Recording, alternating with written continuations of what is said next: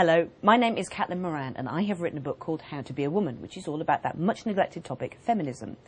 When I wonder why it is that feminism has become a much neglected topic over the years, I think it's because there's a belief that to be a feminist you have to be able to talk loudly and angrily about female circumcision, or to have read a lot of angry books from the 1970s by Andrea Dworkin.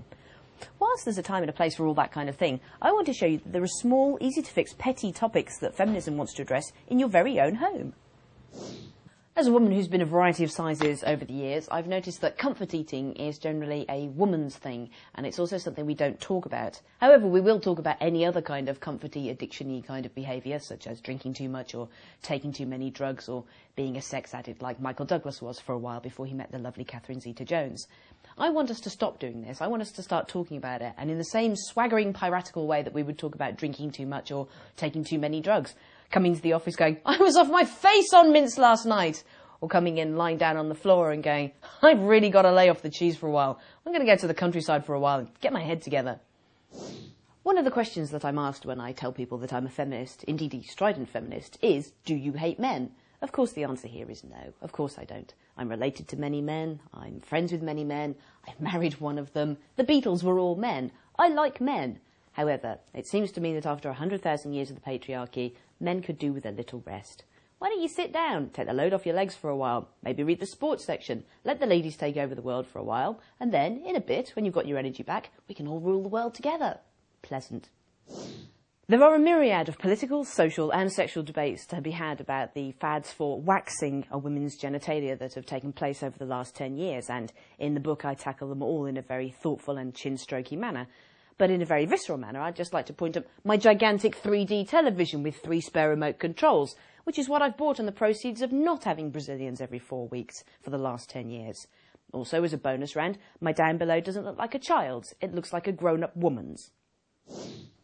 This is my magazine rack, $3.99 from IKEA, which here is standing in for a newsagent's, because often I get very annoyed when I go into newsagents and see all the magazines laid out on shelves, because I see some sexism happening there. What you see is men, usually on the cover of magazines they'll be between 30 and 50, close-up of their faces. Maybe you'll see them carrying a watch like this, but you'll see the lines, the pores on their faces, and they'll have a look of destiny in their eyes, and they'll be looking you straight in the camera like this.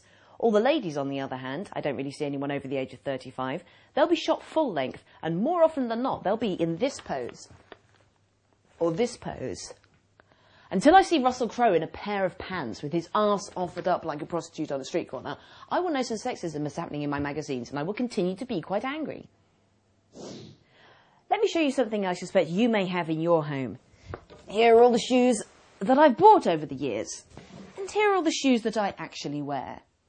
This is because, like every other woman in the Western world, I've watched Sex and the City quite a lot, and in my head I think I'm Sarah Jessica Parker, and if I wear a pair of shoes like these, I'll be clattering around in New York, carrying a balloon and being delightfully covered by rainwater by a passing truck.